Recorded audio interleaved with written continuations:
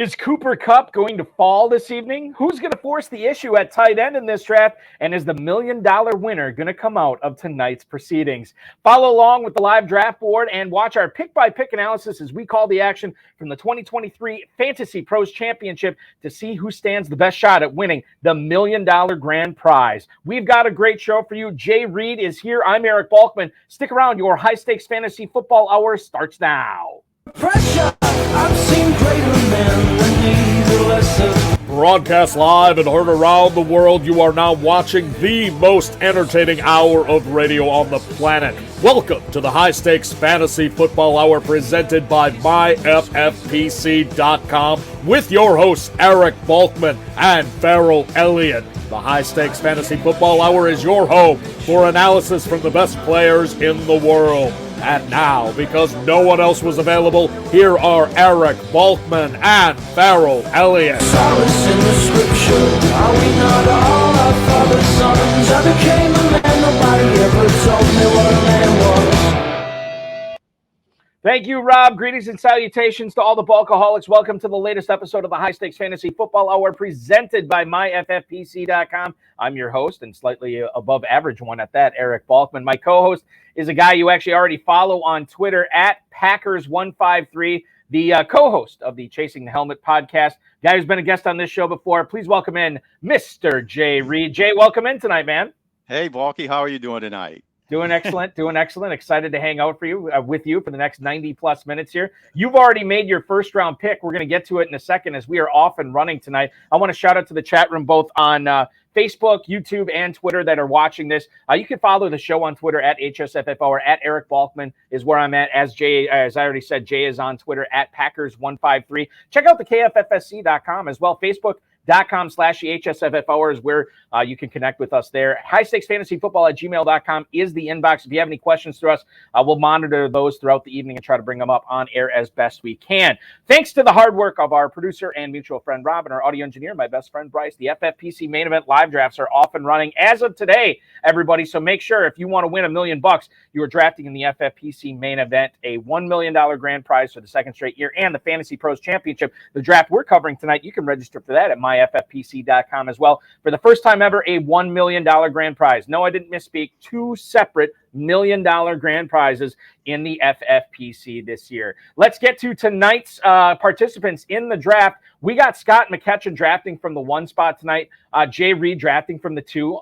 He is going to be our co-host for the night to give you insight from his angle, from his perspective on this, which is going to be great. Sean Stevenson's fly is drafting 3rd. Eric Hebden's headers, head spinners is hitting cleanup tonight in the 4 spot. Another former guest of the show, Big Bird, Andrew Peacock drafting 5th. In the 6th spot, again, another former guest of the show, My Cat's a Drunk. No, that's the team name, not the person drafting. Beth Riches, that's her team name at the 6th spot tonight.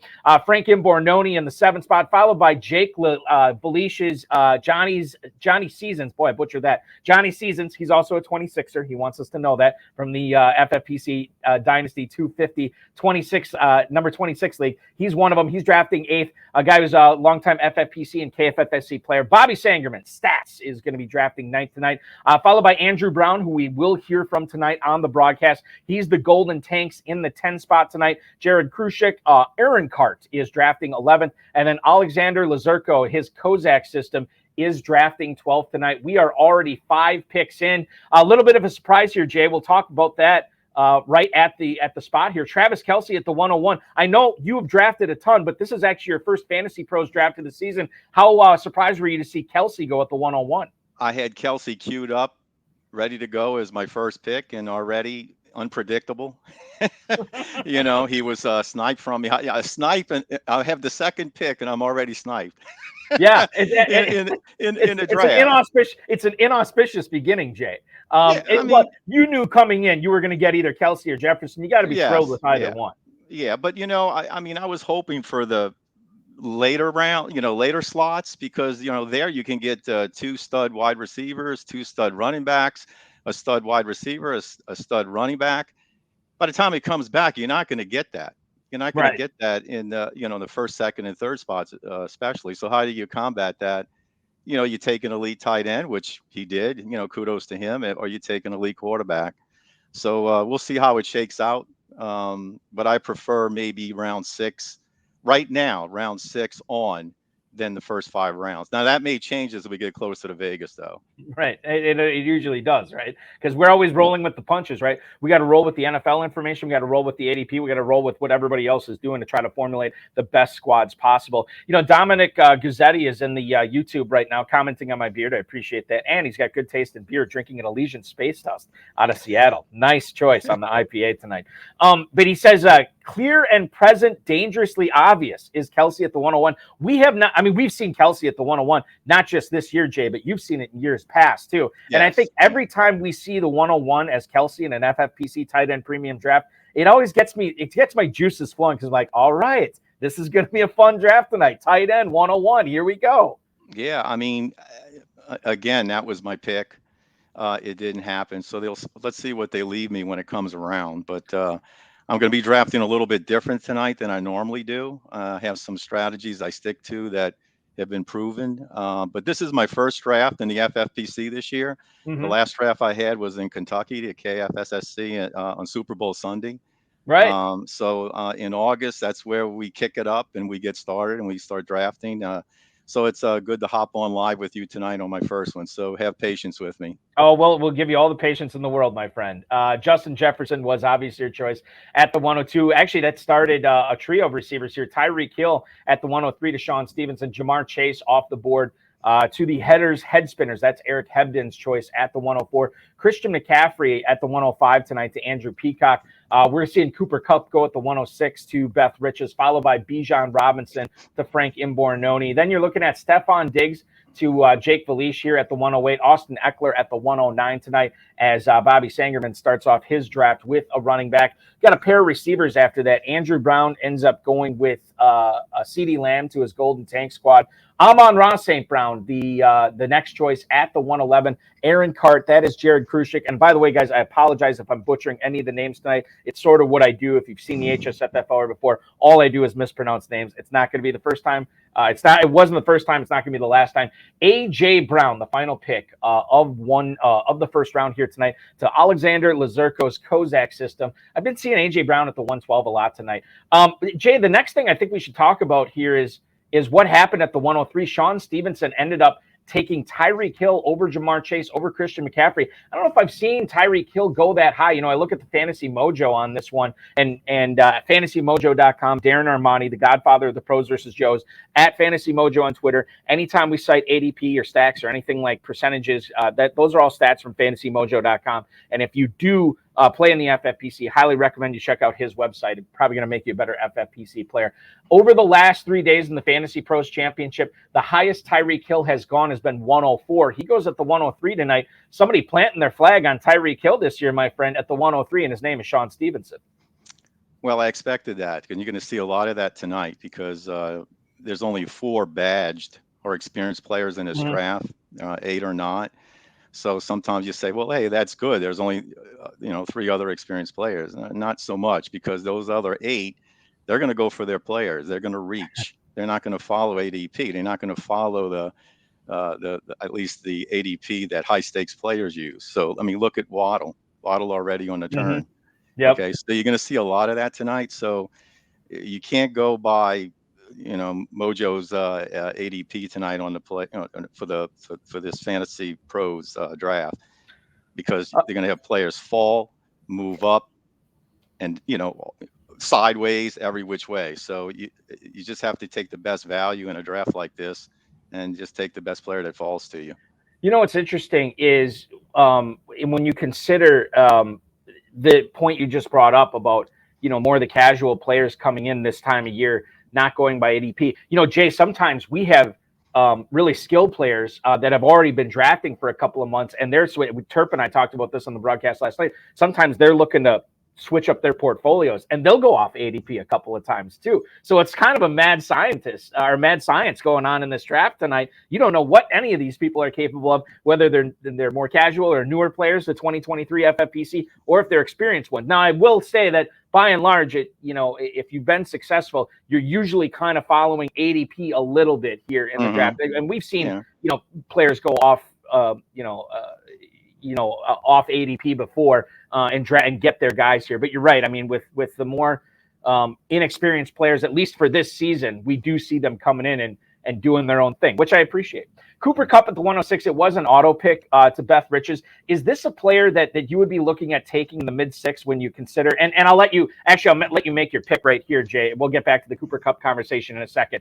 But it's on the 211 right now. Jay has already drafted Justin Jefferson. You're looking at Patrick Mahomes was the first quarterback off the board. We've got 2 tight ends off the board in Kelsey and Andrews. 12 receivers been taken. 7 running backs have been taken as well.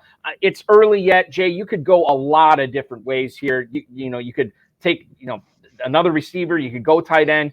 I don't know if you'd go quarterback here. I don't think you would, but running back certainly a possibility. A lot of different ways to go. Can you tell the viewers here sort of what you're looking at here at the 211 tonight, man? Well, this was my thinking. I was hoping for Mahomes not to be picked and fall to the first guy. Give me that decision. I do like Jalen Hurts here. That now that Mahomes was picked, I could pick Devontae Smith and go with him. But coming around, there's no guarantee I'll get Hurts. So that's where I'm going to go. Interesting. Okay. And why was it important for you to get an elite quarterback here this early? Well, with Hurts, I feel I get an elite passer and an elite rusher at the same time. I'm trying to keep pace with the back half of the draft. And look, he went Josh Allen. Right. So undoubtedly, he would have went Hurts. So then falling back to me, I probably would have waited on quarterback at that point.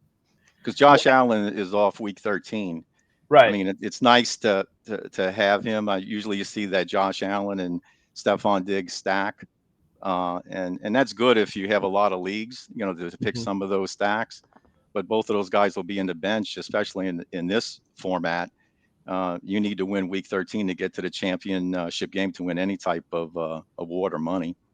You are on the clock. Yeah, and great point there. Obviously, when you talk about the Week 13 bye too, you're on the clock again here. Jefferson and then Jalen Hurts. So as you pointed out, Scott McEachin here at the turn at the 1 spot started off with Kelsey. Now he takes Josh Allen and Joe Mixon at the 301. Joe Mixon coming off the board as running back 8. Just looking at the mojo on that does seem early for Mixon. Yeah, he's normally running back 13 at the end of the 3rd round. So McEachin getting Mixon there, getting his guy here at the 301. Jay Reid's about to get his guy at the 302. Jay, who's it? You know what I'm gonna do? I'm gonna go. He left me the stack, and you get Hurts and Devontae Smith.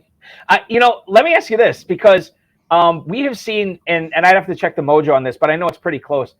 2 receivers both going in the 2nd round. I don't know if I've seen that. I've seen 1st and 2nd before. I've seen 1st and 3rd before. 2nd and 2nd is kind of weird, but I think the ADP with AJ Brown and Devontae Smith are both settling at the beginning of the 2nd round and at the end of the 2nd round. And to me, that's like, my goodness, if you can't get it's going to be impossible to get the Brown Hurts Smith stack. But Hurts and Smith is becoming more and more popular here. Got to be pretty thrilled with those back-to-back picks here, Jay.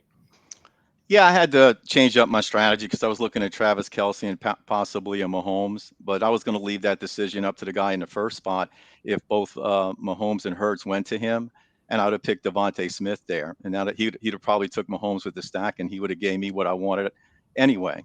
Right. So I was in a win-win situation there.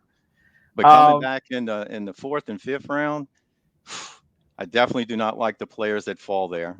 I wish I was in the back half of this draft, because that's where I might start reaching a little start bit. Reaching early. That'll be fun. That'll be fun stream if you do that. Jay is referring to the other end of the draft, obviously, and the other end of the draft actually started off the 2nd round. We already talked about Jalen Waddle coming off the board a little earlier tonight at the 201 to Alexander Lazurko. Nick Chubb after that to Jared Kruschek, Garrett Wilson to Andrew Brown, Tony Pollard to Robert Sangerman, Saquon Barkley off the board to Jake Felice, Devontae Adams, the first receiver drafted by Frank Imbornoni, Derrick Henry to Beth Riches, followed by Mark Andrews to Big Bird, that's Andrew Peacock, Chris Olave to the headers, head spinners, that's Eric Hebden, and then the 3 quarterbacks there, Mahomes, Hurts, and Josh Allen. That is the end of the 3rd round here. And what was I talking about? I want to skip the Cooper Kupp discussion here. Saquon Barkley slipped it a little bit tonight. It's kind of a weird situation there, Jay, because He signed the 1-year deal. It seems like he's all in. What do you think is going to happen with him when he gets that first nagging tissue injury? Do you think he's going to tough his way through it, knowing that he's on a 1-year contract? Or do you think that maybe I'm going to take the Lamar Jackson route and take some games off? Because that's the conundrum facing fantasy owners this year with Saquon Barkley in the first or second round. Yeah, I think there was some type, I don't remember exactly, some type of podcast weeks ago that they were discussing that and talking about that. Will these players really try near the end of the season if their teams are not competing or not in the playoffs? I mean, they just need 6 games in to get their, to get their money to fulfill the contract. So, yeah, I mean, that's a tough one on Saquon. I mean, he usually comes up limber a little bit during the season. I don't think he's going to make all, the whole season, but when you taking a running back in the second round, you want at least, the hope that he's healthy, a healthy back, and that he's going to make the whole season. But Saquon definitely has some questions. I have some questions for Team 1. Number 1, I'd have to look at the Fantasy Mojo Stack Finder, but is that the first Kelsey, Josh Allen, Joe Mixon start we've seen this year? I think it might be. It might be. FantasyPros, because it's pretty unique. Mixon goes really high tonight. It really caught me off guard. I was not expecting Joe Mixon to see his name in the early first round here tonight, Jay. Well, I said that earlier. It's just I've thrown out strategy. I've thrown out ADP at this point. Okay, it's not, when I saw that there was only 4 badges and 8. I've been in drafts before. Even though this is my first one of the year, I knew this was going to happen. So I'm just going to sit back and see what falls to me, and always keep an eye on the first spot, because going in, I always check and see what they need and take that, because I know I won't get that coming back out. So that's one good thing about being on the ends, the 11 and the 12 and the 1 and the 2 spots. When you talk about, Jay, to interrupt you, I'm sorry. When you talk about drafting in a league like this where there are, only a handful of badges in this draft, do you find it harder or easier to be on the end, which is sort of where you are right now at the 2 spot? I think it's a little bit easier because you can plan a little bit of a better strategy, because you have 2 picks rather quickly. So you can go get your guys, in between all of the picks. This mass, you don't know what's going to happen. So I would say I'm in a pretty good spot, but I just don't like the players that fall to the first, second, and third spot, even through rounds 10 and 11. So we're going to see. I think I'm going to reach a little bit on some players. That's what I want to see, because that's going to liven this thing up for sure. Let's liven it up with our first guest in the night, ladies and gentlemen. He's drafting from the 10 spot. His name is Andrew Brown. He's drafting the Golden Tanks team. A lot of yellow on that end of the board with all those receivers. We're going to get his thoughts on it right now. Please welcome onto the HSFF Hour, Mr. Andrew Brown. Andrew, how's it going, dude? That's great. Thanks for having me on, Balky. Absolutely. Glad to have you. Fun start so far. I was just going to ask you, what do you make of your start? You get the 3 receivers and then Breece Hall here in the 4th. How do you like it? Yeah, it feels good. When you're at the back end, it feels a little better to be in the middle. I had 3 names written down for the first: CeeDee Lamb, Bijan, and Garrett Wilson. So to come out with 2 out of the 3, not too bad. That's and good. Then it's coming out of the 3rd, right? Just kind of seeing what's falling to you. JT was an interesting faller. Couldn't make it past the auto pick though. Right. Maybe that would have been a good option for me in the 3rd. But yeah, so far I think I got plenty of options as we move into the 5th and 6th. So I want to get to strategy in a second here, Andrew, but I do want to ask you, when you look at that first pick in CeeDee Lamb, I often, this is something that I'm battling with in my head right now.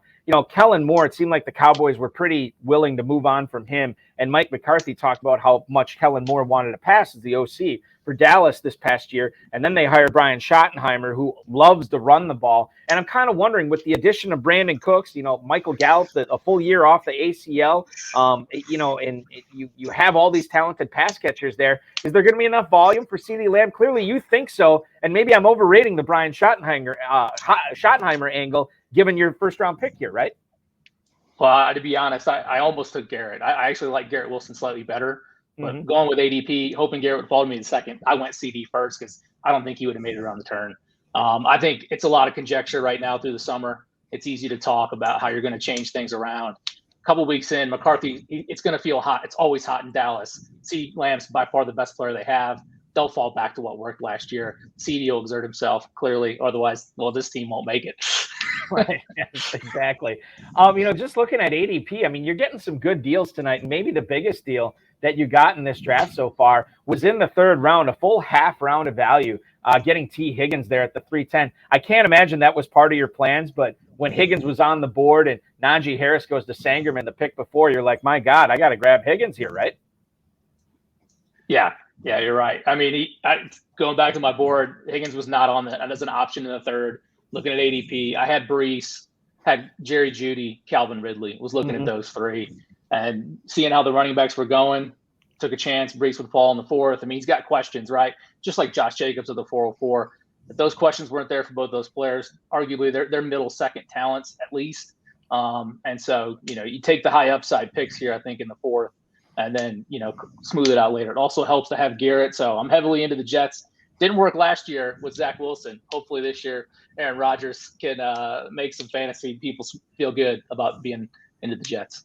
Let's talk about that Brees Hall pick, because I've seen him slip over the last, week or two, basically ever since these Dalvin Cook rumors got fired up. Dominic Gazzetti is talking about that the medicals are saying that his pre-injury form won't happen until week 6. And I think the question here, Andrew, is not necessarily that. The question here is if you were in a closed 12-team league where you just got to beat these other 11 players rather than beating thousands of players for $1 million in the Fantasy Pros Championship, do you still think you would have went Brees Hall there? Because to me, he seems like a guy who might have a lower floor than we might imagine, but sky's the limit, highest ceiling out there, right?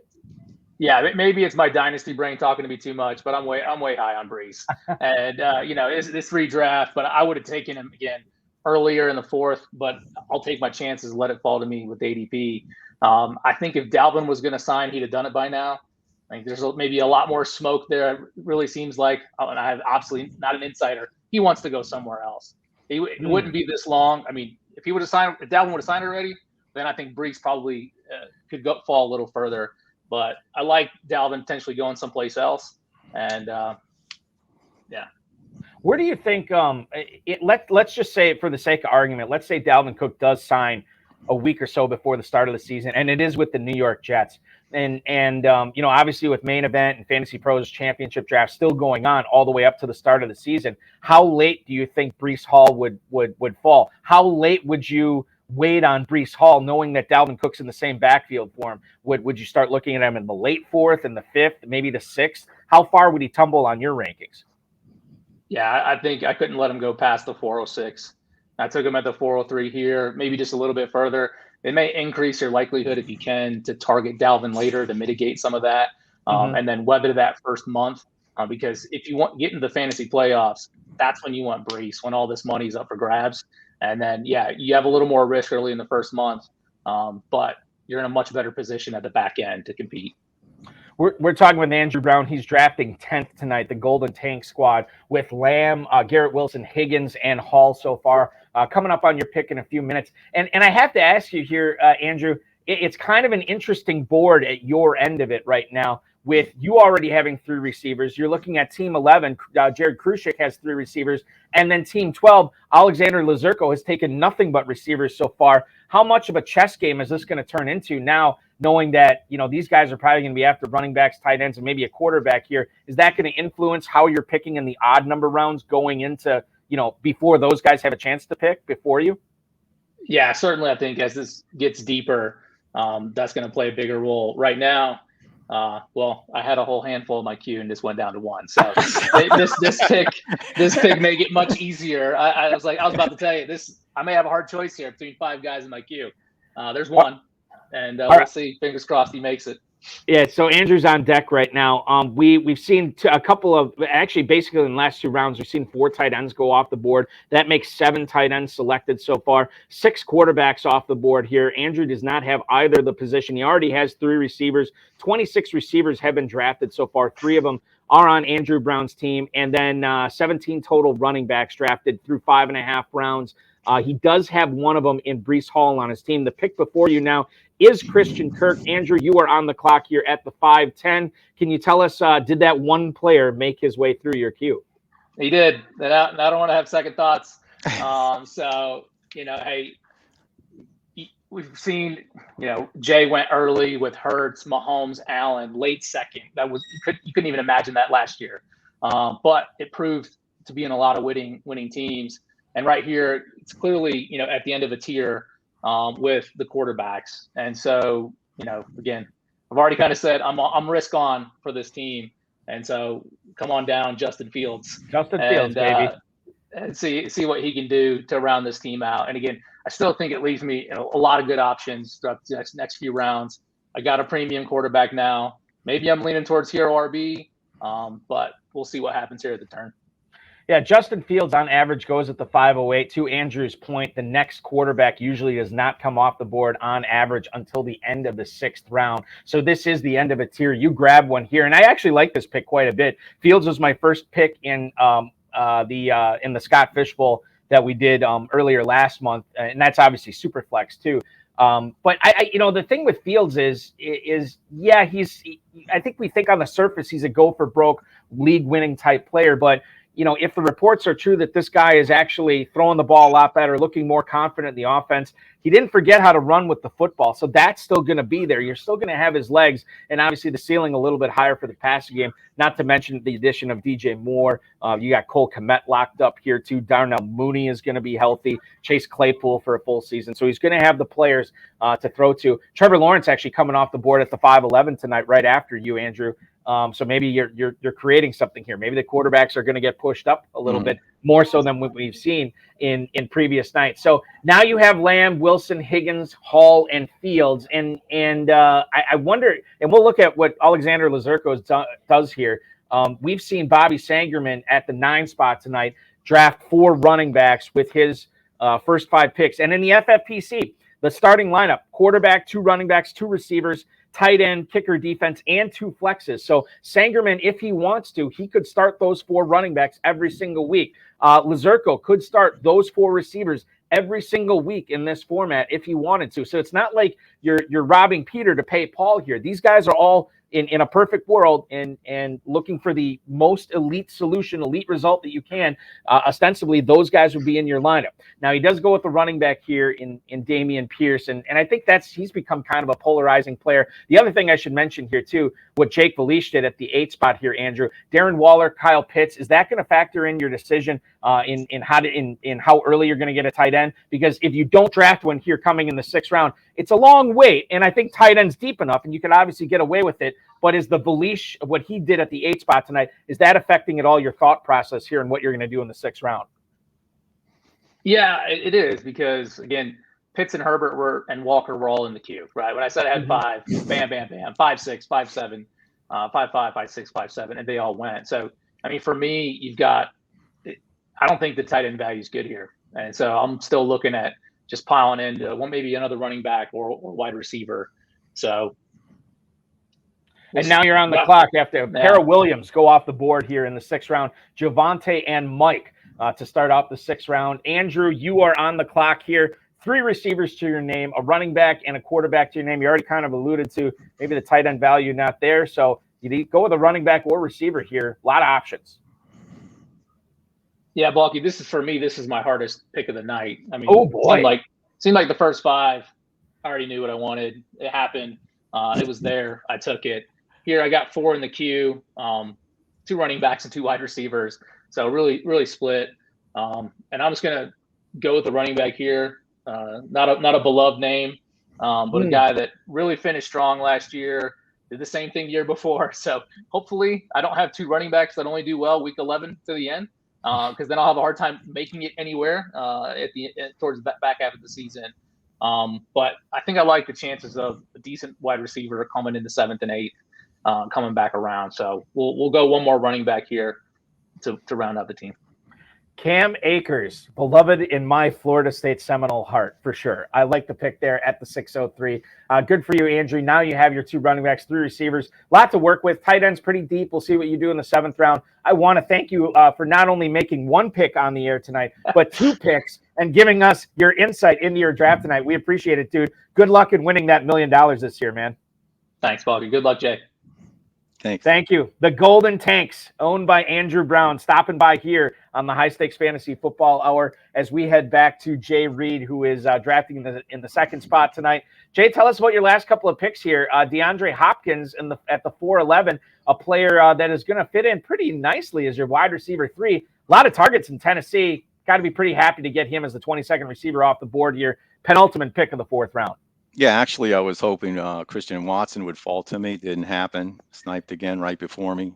Being a Packer fan, I'd have liked to have added him. But Hopkins seemed to be the pick there. Again, none of the receivers there are really like that much. I mean, McLaurin is a good pick, but he's off week 14.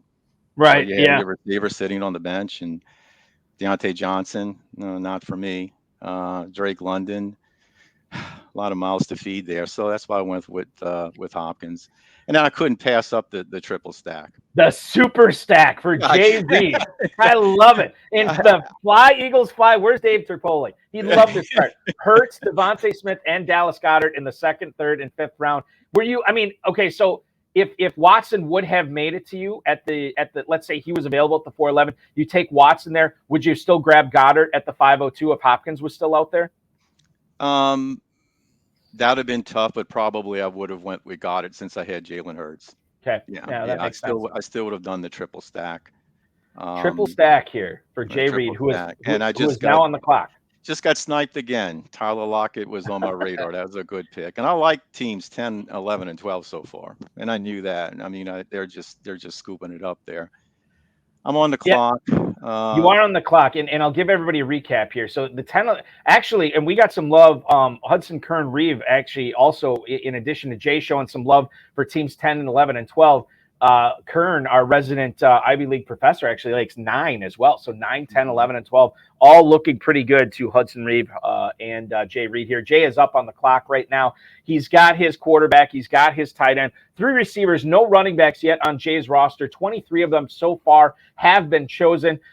Looking at 32 receivers off the board already. I would imagine that this pick, Jay, is probably going to either be a running back or receiver. It's going to be a running back. I didn't think he would fall to me, but he did. Which is rare tonight, so I'm going to go with Rachaad White.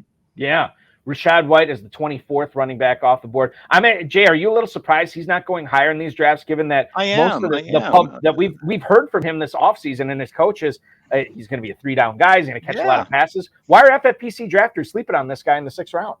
I don't know. I think Brady's gone. I think the offense, Baker Mayfield's a question mark there. They don't know who's going to be the quarterback, but I think White's going to get a lot of passes out of the backfield. They're going to be coming from behind probably most every game.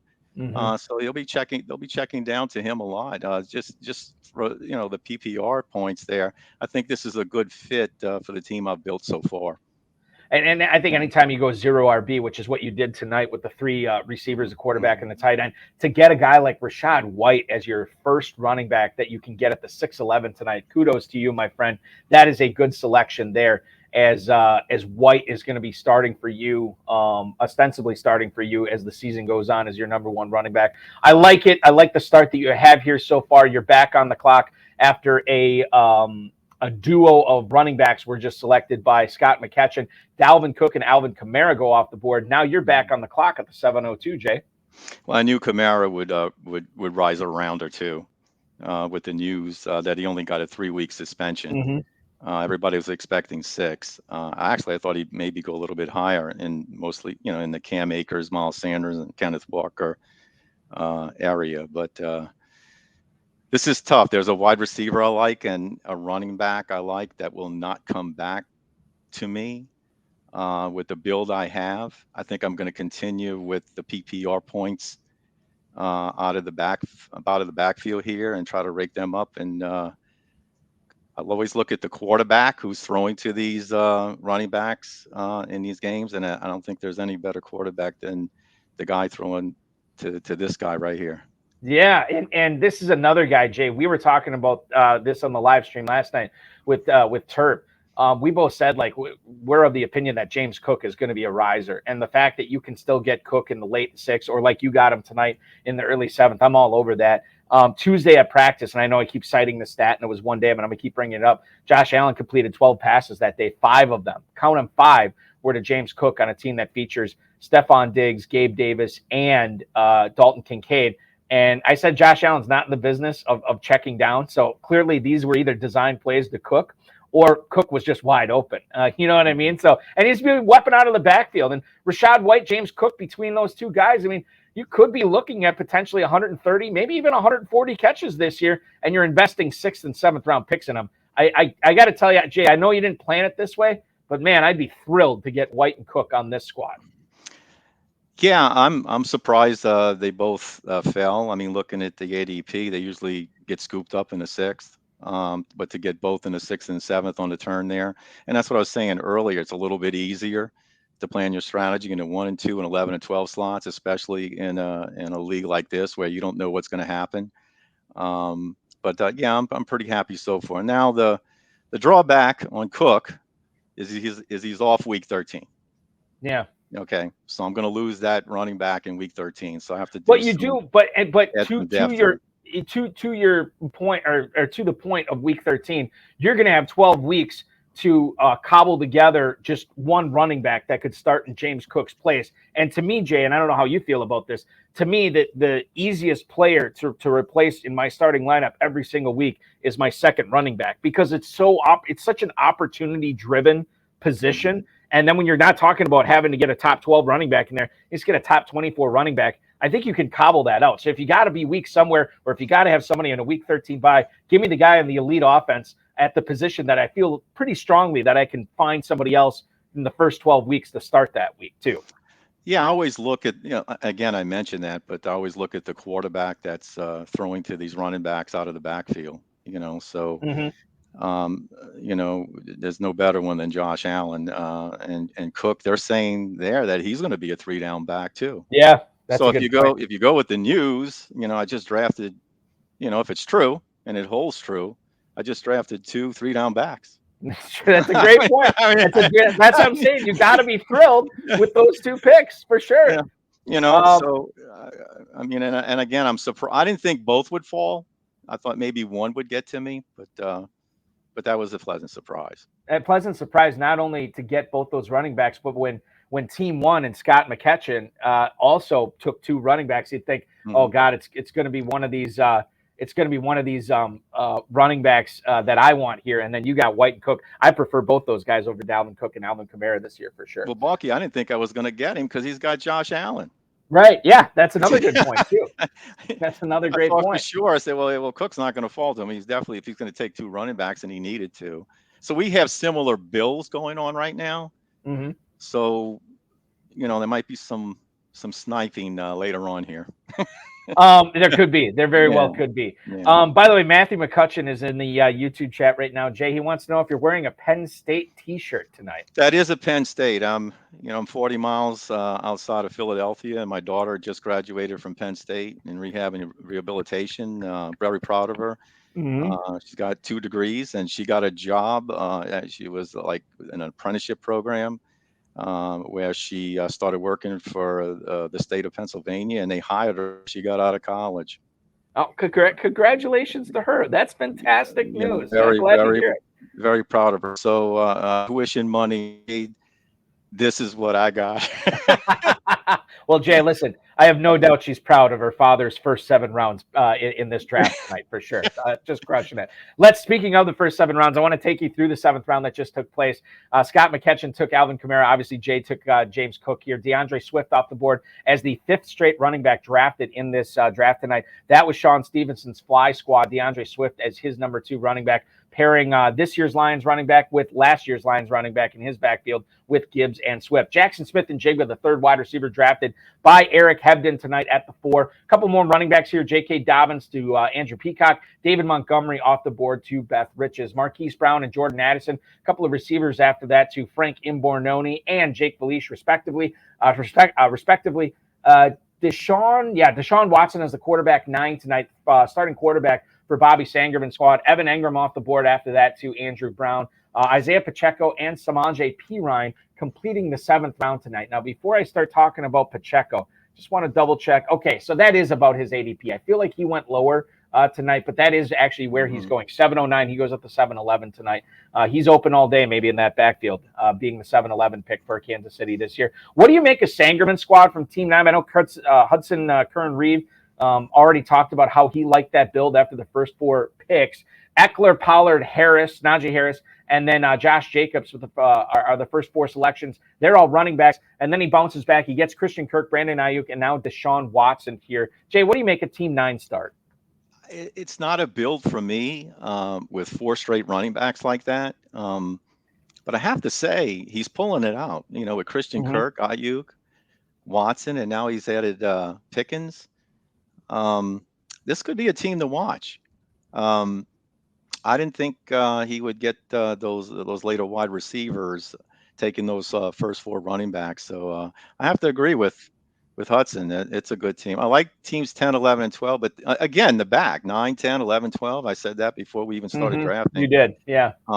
So as a high stakes player, I try to keep up. If I'm in the first, second, third in the first half, I try to keep up with that back half.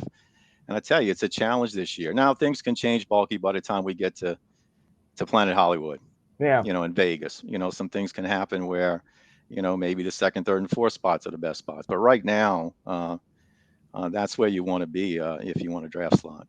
And when's the last time you saw a team start off with 4 receivers and then 4 running backs in a row? Because that's what Alexander Lazurko did. Receiver, receiver, receiver, receiver, back, in Brown, Waddle, Ridley, Samuel, Pierce, Javonte Williams, P. Ryan, and A-Chain. That's kind of an interesting start from the 12. Well, and you obviously like that team so far. Yeah, I think he's just going to paint the board there. Pretty soon you're going to be seeing tight end. Yes. Oh, now that'd be great. He goes 4 tight ends in a row right after that. It looks that way. That's the way he's going. I don't think he has a choice. I think he has to do it that way at this point. But he's got good players. I mean, it's we got some different bills here. It'd be interesting to see that. I bet you this draft has teams that are one-offs in this tournament. Could be. Very well could be. From what I see. I'm coming up here. Jay Reid, by the way, you follow Jay on Twitter at Packers153. He is on the clock right now. At the 8:11, we're already more than a third of the way through this draft. It's zooming along here. Jay's already got a trio of receivers in Jefferson, Devontae Smith, and DeAndre Hopkins. He's got his elite quarterback in Jalen Hurts, Dallas Goedert, the super stack to go with Smith and Hurts here. Dallas Goedert, the selection at 502. So no running backs through the first 5 rounds. I really like the selections for Jay Reid here in the 6th and 7th. Rashad White and James Cook. You get back-to-back running backs here that, as we talked about, could be 3-down guys this year. Great value. I'm a fan. Will I be a fan of his 8-11 pick? Jay, that's up to you. What are you thinking here as you are now on the clock? I have a tight end, a running back, and a receiver. Looking for maybe a player with some breakout games. I'm gonna go with this guy, Kadarius Toney, wide receiver 41 tonight at the 8-11. And I always say this too, and I think this is a mistake. This is a mistake more in Kentucky than in the FFPC. But I always feel like the teams that go heavy receiver early, like you did tonight with 3 receivers in the first 4 rounds, it's important not to rest on your laurels, to not ignore that position. You get another player here that can step in with Kadarius Toney. And, you talked about it. You got to look at the quarterback throwing on the ball. Can't get much better than Patrick Mahomes right now. Now, he has some health issues, injury issues. That's, if I can get the half a season out of him, I'll be very happy at that spot. Because wide receivers you can find on the waivers, the guys will drop out, they'll move up, but for right now, with Mahomes slinging the ball, Toney had he finished up really nice at the end of last year. He just needs to stay healthy, And the great thing about Toney this year is when you consider the competition for targets. I mean, obviously we're concerned about Travis Kelce because he's a beast and he's going to get his there. But look at the other receivers there. I mean, do any of these other guys strike fear in the hearts of you if you have Toney? Like, oh, this guy's going to get a monster number of targets. I don't want to draft Toney because of Rashee Rice, because of Sky Moore, because of Marquez Valdes-Scantling. There's all these guys on that team. Justin Ross is another guy. There's all those guys on that team that, yeah, they could be good. but they don't necessarily strike fear in me if that there make good reasons not to draft Kadarius Toney. So Toney I like here at the 8-11. It makes a lot of sense here. You're back on the clock now after Brandon Cooks, the new Cowboy, gets drafted right after the old Cowboy, new Texan, gets drafted, Dalton Schultz, to Scott McKetchin's team at the 1 spot. 4 receivers on your squad, pair of running backs, quarterback and tight end. Now, you said you had a receiver, a running back, and a tight end in the queue for the 8-11 pick. I know you took the receiver in Toney. I don't know if Schultz was the tight end in the queue, but that running back still got to be there. What are you thinking here now, Jay, as you are thinking about your 9th round pick at the 902? Well, he was in the queue the last time around. I'm surprised he's back, and I might be overdoing it here with Philadelphia. So you kind of know who that's going to be. This is Dave Terpoli's dream come true draft tonight.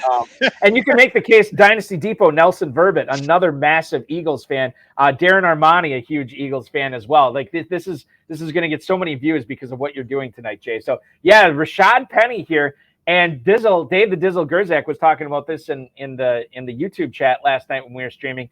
Terp drafted, I think it was it Terp or somebody else? I think it was Terp, getting Rashad Penny a couple of rounds after DeAndre Swift. And DeAndre Swift goes to Sean Stevenson tonight in the 7th. And Dizzle says, Penny, Jay, you got the starter here, because it seems like Penny is going to start over Swift.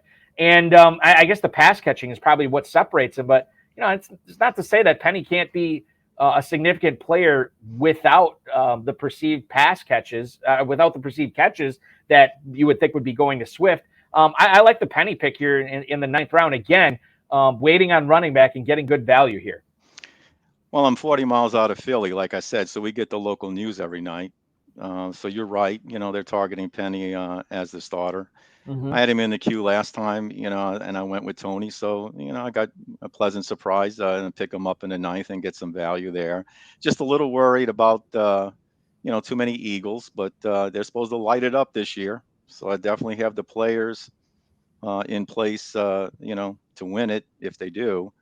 But I think that's it for tonight as far as the Eagles. I say that, but I think I'm going to stay away. And again, this was not planned, Balky. It was not planned. You're right. It was a completely different bill, starting with Travis Kelce and possibly Mahomes. So, but I mean, I think that's one of the fun things about a draft like this is you kind of got to roll with the punches, and the team you envision in your mind, or at least the start in your mind, very oftentimes is not the start that you get. And you got to be able to roll with the punches, something you're doing very well tonight. I just saw a comment. Better hope the Philly offense isn't benched the 4th quarter again all next season. Right. Yes, yeah. And that's Narwhal Sports bringing that up in the YouTube chat. But I'll tell you this, if it happened last year, I mean, Hurts, Brown, Smith, Goddard, they all had really good seasons. So if it comes to be where the Eagles are just going to crush everybody and by the 4th quarter they're not needed, as long as they got those stats in the first 3 quarters, I'm good with that. And the thing is like I just want it, like I don't that's not something that factors into when I'm drafting. I'm looking at, okay, who are the offenses that are going to chew up yardage and score points, and I'll let the chips fall where they may. And if they're benched in the 4th quarter, then they're benched in the 4th quarter. That it is what it is. So I'm good with that. I know you're good with that as well. Big receiver run going on in the 9th round here. What I'm going to do is I want to scroll down here a little bit so everybody can see a little bit better. And then we'll go back to what happened in the 8th round. Let's go to the 8th round here, and I'll give everybody an update. So Luzerko takes Devon Achane as his 4th straight running back here. Then you're looking at Antonio Gibson to Jared Krushik at the 802. His real-life teammate Jahan Dotson goes to Andrew Brown. George Pickens to Bobby Sangerman there at the 804. Brian Robinson, another Washington Commander, selected here in the 8th round as running back 35 to Jake Belish. Michael Pittman, the 3rd receiver drafted by Frank Imbornoni. Pat Freiermuth goes to Beth Richards tonight, followed by Gabe Davis and Quentin Johnson, back-to-back receivers for Peacock and for Hebden. Zach Charbonnet goes off the board right before Jay takes Kadarius Toney, and then Brandon Cooks. We wrap up the 8th round with Brandon Cooks as wide receiver 42 to Scott McKetchin's team. That's his 3rd receiver drafted so far. What did I want to talk? Quentin Johnston. He's a rookie. This is Eric Hebden's squad at the 8th round. He's a rookie, and obviously he's got to compete with targets, not only with Keenan Allen and Mike Williams, but also Austin Eckler and Gerald Everett. You feel like people are overdrafting the rookie in Los Angeles, or is he worth it, again, because of the high-powered offense he plays on. He's an 8th-round pick right now, Jay. How do you fall in on Quentin Johnston? Well, the answer to your question is yes. I think he's being overdrafted. And if you've followed me over the years, and I have, my followers, they know how I feel about rookies. I'll leave that for Scott Connor. We've argued about that. I mean, if you listen to the yin and the yang of chasing the helmet, chasing the helmet, Scott had to fight every round to get his rookie with me. But in the first 9 rounds, no, not for me. I mean, he's a great athlete. I like the player, the profile, but not with all the mouths to feed on the Chargers right now. Let's see. What did I see in the YouTube chat that I wanted to talk about? Hudson Kern Reeve chiming in. Jay, he liked the penny pick for you there. Let's see. Yeah, maybe that was it. Maybe there wasn't anything else that I wanted to talk about here. I guess we can bring this up. This was a question from Professor Reeve. Is it Sky Moore, Kadarius Toney, Rashee Rice right now? And obviously for you, it was Kadarius Toney over Sky Moore and Rashee Rice. Is it the experience factor? Is it the experience factor? The fact that Toney's been on the field, he's been in the league more than Sky Moore, that you wanted Toney over Sky Moore there? Look, they're all speedsters, and Mahomes is going to spread the ball around. But I went with Toney just how he finished up last year. If he's going to be that integral part of the offense and Mahomes was targeting the way he did, hopefully I look for that to pick up this year in 2023 and to continue that. So that's why I went with Toney. The 9th round featured a massive wide receiver run in the middle of it. I'll update you. Yeah, the 10th one on another one here. Dalton Schultz at the 901 to Scott McKetchin. Rashad Penny was the pick for Jay Reid here at the 902. David Njoku, the first tight end selected by Sean Stevenson tonight. And here's the receiver run. So it went Zay Flowers to Eric Hebden. It went Sky Moore to Andrew Peacock. Beth Riches took Elijah Moore, followed by Michael Thomas to Frank Imbornoni. Treylon Burks goes off the board to Jake Balish. And then Cortland Sutton ends the run here to Robert Sangerman at the 909 tonight as his 4th receiver drafted, and the 4th receiver he selected in the last 5 rounds here after he started off with 4 straight running backs. Dalton Kincaid is backing up Evan Engram for Andrew Brown this year at the tight end position. A.J. Dillon, the 3rd consecutive running back drafted by Jared Krushik's team here at the 11th spot. And then Tua Tagovailoa wraps up round 9 with his selection. That is Alexander Lazurko, and he pairs Tagovailoa not only with Jalen Waddle, but he also pairs him with Devin Achane. How important, Jay, is stacking? Do you ever utilize drafting a quarterback if you already have like a pass-catching running back on his team? Is that ever a tiebreaker for you to take a certain quarterback, or does that not factor into your thinking on that? Yeah, I mean, I'm not caught up too much in stacking. We like to stack maybe in the later rounds, get that 3rd wide receiver stack with your quarterback. But if in the early rounds, if you can get an elite stack like a Josh Allen and a Diggs, Mahomes and Kelsey, you do it, right? Okay, because that gives you an edge right off the bat in most drafts. Providing they stay healthy and they perform like they have the past few years. So it's not a main thing, a main thing that I like to do. But when there's opportunity and if there's value with it, yes, I will stack. The other thing I'll bring up here, and I'm debating whether, I'm not going to bring it up yet. I do want to talk about Jake Balish's team at the 8th spot because there's a YouTube comment about it, and we'll get to that in a little bit here. But we're coming up on Jay's pick. He's actually on deck here in the 10th round. So we're coming up on the halfway point of the draft, and Jay's drafted a pretty balanced team so far. I always used to dislike going with an elite quarterback and elite tight end early on. I always hated that start. And I don't know what happened within the last year or two, maybe the last 3 years. I'm like, you know what? You can make that work. And sometimes it's actually an optimal way to start. And that's what Jay did tonight with Jalen Hurts and Dallas Goedert here in the 2nd and 5th rounds, respectively. Justin Jefferson, Devontae Smith, DeAndre Hopkins, Kadarius Toney are the big-time pass catchers here. And then you get a few running backs here with a lot of upside with White, Cook, and Penny. So I like the way that this team is going. Are you going to continue on that trajectory, Jay? You're about to be on the clock in about 10 seconds. Can you let the viewers in on a sneak preview of your pick? It's a surprise pick coming here for me. It's a rookie. Oh boy, Scott and Connor's it- ears just perked up. yeah, he's perked up. I don't know if he's watching or not. He might be proud of me at this pick. But my general rule with him: no rookies until 10th round or after. I know you've heard that before. And this is the first round that you can do that because it's the 10th That's round. right. And I like this rookie. I think he's going to be an important piece of the Lions offense. Um, Goff loves going to the tight ends there. Mm-hmm. So here he is. Sam Laporta, the pride of Iowa, is the second tight end drafted by Jay tonight to go with his Dallas Goedert. He gets Sam Laporta as the 16th tight end off the board at the 10-11 tonight. We did see some news today, and not necessarily news, but this is from beat reporter Colton Pouncey, who covers the Lions for The Athletic. He says that Sam Laporta looks like a TE1. Laporta had 35% of the receiving yards for the Hawkeyes as a senior, which is really high for a tight end. He was top 5 in missed tackles forced. He's been working. He's been getting a ton of reps, not only with the first team, but the second team and the third team, which suggests to me that the Lions want to get him seasoned as fast as possible to be a weapon out there.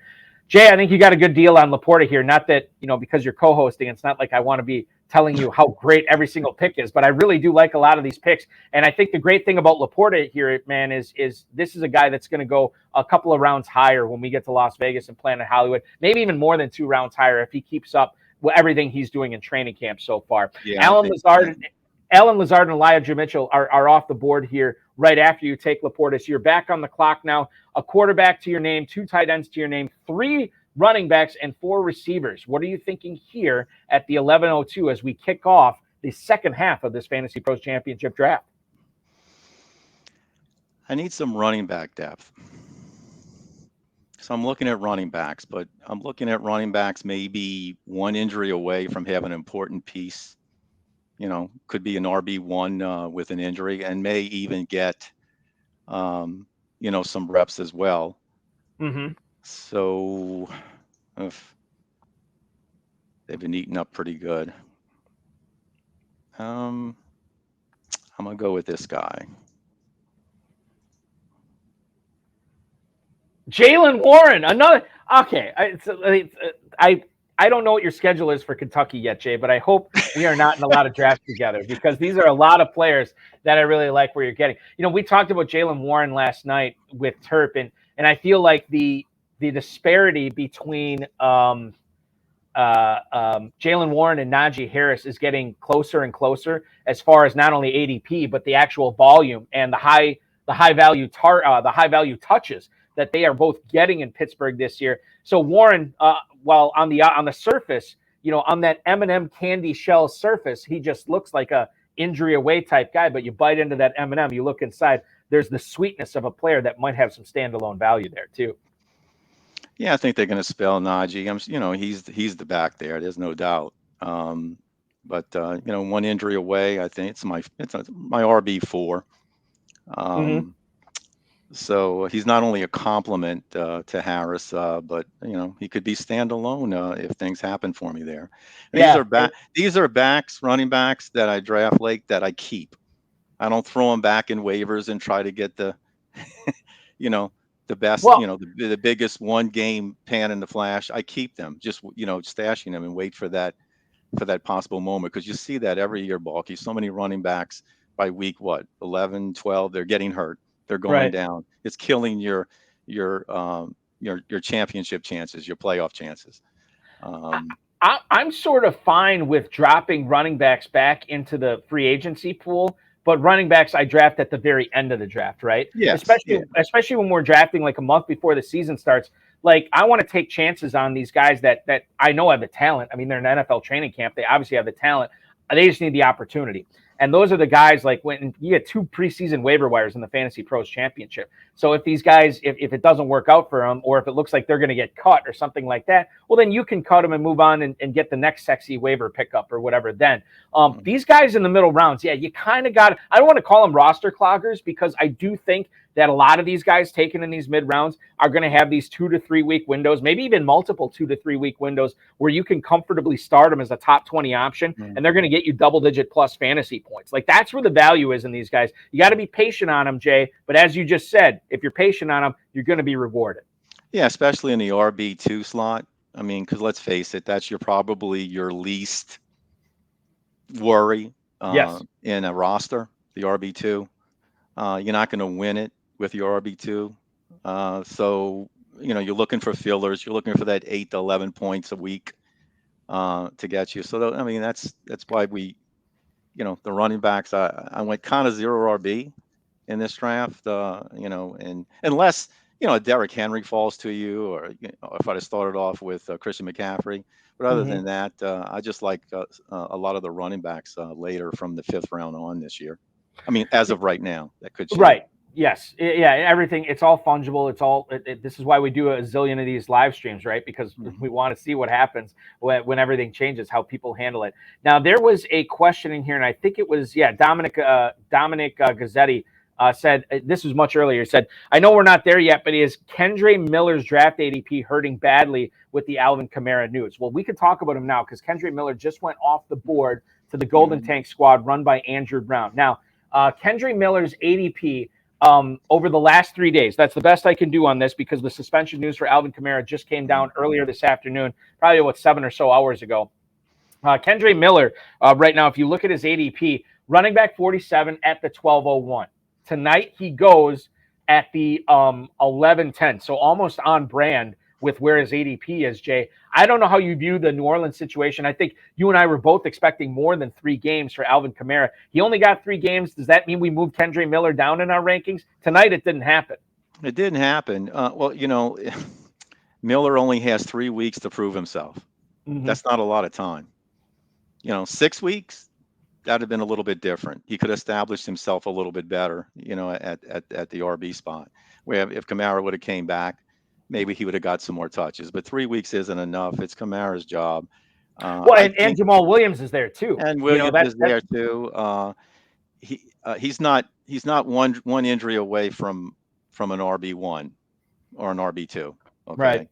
Right. However, Team 10 looks great. I mean, he's crushing it. He and again, I said that I was, early again. I keep beating a dead horse here, but 8, 9, 10, and 11, man. Picking late, yep, picking late. They're just scooping up, but that's a good team. So I'm looking at that, and I always, when I draft, how do I keep up with that team? Right. Might be falling behind a little bit here, but I got some picks in the queue here that might catch me up. Well, for what it's worth, I'll try to play devil's advocate a little bit here. And I know Andrew Brown's making it difficult with his last couple of picks, but you look at his running, like I like the tight ends. Tight ends are great. I obviously like the quarterback and Fields for fantasy purposes. We're both Packers fans, so I can't like him for any other purposes. But Fields there for fantasy purposes makes a lot of sense there. 3 receivers right away are studs, and Jahan Dotson I know is an up-and-comer. Jamison Williams, you got to wait on him, but the talent's there, obviously. But the running backs I think are the question on this team. Like you need to make sure that Breece Hall is still the bell cow there, even if they add Dalvin Cook, right? You need to make sure that his knee is also healthy and he's going to be able to perform the way he was performing last year. Cam Akers is fine in the sense that he is going to get all the touches in Los Angeles because there's not a whole lot of other competition there. But at the same time, that is not a great offense, especially if Cooper Kupp goes into the season nicked up, which we don't think is going to happen, but there's a non-zero chance of it. And then behind them, and you only have to start 2 running backs, I understand it, but behind that, you're looking at the number 3 running back in New Orleans and potentially the number 2 or 3 running back in Chicago. So the depth at running back is a little concerning. However, everything I said before that, I think trumps the running backs because I really like the rest of Andrew's team here, Jay, as I think you do as well. I do. I think his wide receivers that definitely carry him. Justin Fields, that's like having a quarterback and a running back in the same pick. Love his tight ends. Maybe, a little, like you pointed out, a little weak at running back. But, I mean, we're only and he added Roschon Johnson. I know we didn't get to the 12th round yet, but that was a nice pick. But Roschon, the other thing I think that's concerning with Roschon Johnson, I believe he's hurt right now, if I remember correctly. Yeah, he's He's nicked up. Okay. Yeah, I'm looking up the update here on Roschon Johnson. It's an undisclosed injury, apparently right now. This according to, God, who reported this? Adam Johns? Yeah, Adam Johns reported that he missed Tuesday's practice with an undisclosed injury. I don't know if he practiced Wednesday or Thursday. But Johnson is a player that, is backing up Bijan Robinson in Texas. I really like what he was able to do in his limited time there. And I think, given that the Bears only have Khalil Herbert and Deontay Foreman, not exactly household names there, the opportunity is there for Roschon Johnson. Okay, man, you're on the clock here again. You have gotten now 4 players in your backfield. You have 4 players on the perimeter at receiver. You can run the 12 personnel with Dallas Goedert and Sam Laporta here, and you have Jalen Hurts. I don't think there's a glaring weakness or a glaring thing that you need to attack here. You can go best player available. Right. Who is that best player available? I'm going to take my favorite player. You know me, Balky. Who is it? Oh, God. Jay, don't put me on this spot. I have no idea which one you're going to take here. Is Adam Thielen? Could be the number 1 receiver in Carolina this year. So Yes. there's a lot of people that are kind of down on Thielen as far as what he is going to be able to do with a rookie quarterback, a team that's sort of rebuilding back up to contention that just traded their number 1 receiver here. But I think the opportunity is there for Thielen. They don't have a lot of competition for targets there. Perhaps the most talented guy that's there besides Thielen is Jonathan Mingo, who's a rookie. So I think there is a lot to like, at least in a full PPR sense, for Adam Thielen. The best part about this pick to me, Jay, is wide receiver 59. It's 12-11. It's what you had to give up to get Adam Thielen in regards to draft capital, to get a number 1 receiver in the 12th round here on a team that could be throwing a lot in some potential shootouts in the NFC West. That pick makes sense to me. Yeah, I mean, he's got some great hands. I think you had me on a podcast early in the summer, and the Vikings were going to let him go. And I think you asked me, where would you like to see him go? And I said, I hope he goes to the Packers so he can stick it to the Vikings. But don't leave me Thielen in the 12th. Yeah. I think I'll go there all the time. Well, I'm up again. Yeah, Tyler Boyd goes to Scott McKetchin here at the end of the 12th round. Final pick of the 12th round. That's who I wanted, Balky. Oh, okay. So you're targeting a Thielen Boyd here turn. It's not going to happen. Joe Burrow. I mean, I know he's the wide receiver, the 3rd wide receiver there, but he's had spike games too. So that was a good pick. And the other thing too is, and I always bear this in mind as Jay contemplates his pick here. But the other thing with Boyd is, if Higgins were to go down, if Jamar Chase were to go down, knock on wood, which is what I'm doing right now, we don't want to see that. But if they were to, all of a sudden, Tyler Boyd looks like a slam dunk top 20 start, no matter who the Bengals are playing, which works in his favor to draft him in the 12th round. Geno Smith went at the 13:01 tonight to Scott McKetchin to kick off the 13th round. So, Jay, you're back on the clock again here. Yeah, I'm going to go back to running back here, and the 1 injury away running back. The 1 injury away type running back is indeed out of Cleveland here for Jay's pick. It's Jerome Ford, running back 51 at the 13:02. I shouldn't say unlike Jaylen Warren, because, when Nick Chubb has been running hot, he's always had his Robin, right? Sometimes it was Kareem Hunt. Sometimes it was Dearness Johnson. And obviously with both those guys off the roster this year, it could be Jerome Ford. I do like the Cleveland offense. Here's the thing. I'm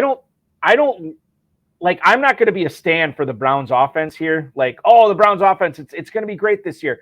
But I am going to stump for a lot of proven players coming off bad years, led by Deshaun Watson. So I think regression to the mean is important to keep in mind with the Browns offense here. And if there's even a little bit of regression in the mean, you're looking at some pretty good values for the Browns this year. That includes Watson, it includes Cooper, Elijah Moore, Nick Chubb, and Jerome Ford, who you just picked here. I like that pick for the upside in the 13th round here. Why was it Ford for you if it wasn't for one of the reasons I just stated, Jay? I think you nailed it. I think you gave me all of the reasons. I mean, the big thing, I paired him with Jaylen Warren, so they're both in offenses that run the ball a lot. Mm-hmm. Okay, so those lead backs will have to be spelled. So I see, they're both capable of catching passes.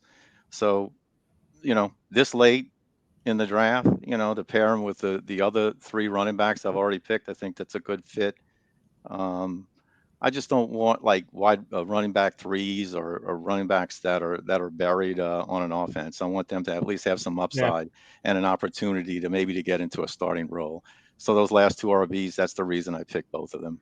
Jay, I gave my thoughts on Dalton Kincaid last night, so I want to pick your brain here as the fantasy forecast chiming in on the YouTube chat right now about the Dalton Kincaid pick at 9-10 to Andrew Brown. Just sort of in general, what are your thoughts on Dalton Kincaid as a rookie tight end in Buffalo this year?